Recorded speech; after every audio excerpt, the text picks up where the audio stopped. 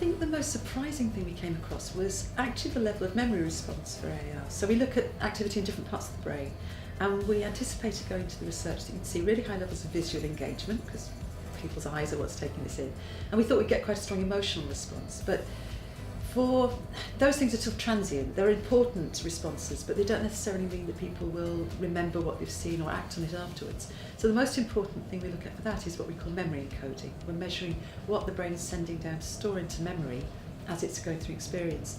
And the thing that surprised me was how strong memory encoding was for this compared to the sort of controlled experiences we gave people. So some people did something using AR, some people did an equivalent task without AR, and the level of memory response was something around 70% higher for those doing AR. Now, memory links directly to decision making and subsequent behaviour, so that's a really important statistic for marketers. Something I found particularly fascinating was the neuro research and the work that Heather and her team at Neuro Insights have done.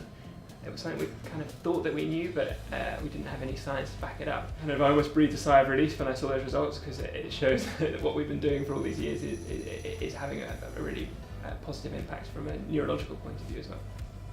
But what I wasn't expecting was actually how strong what's called the memory encoding aspect of AR is. It's roughly about 70% higher levels of memory encoding seen when someone goes through an AR experience than the same type of experience done in a non-AR way.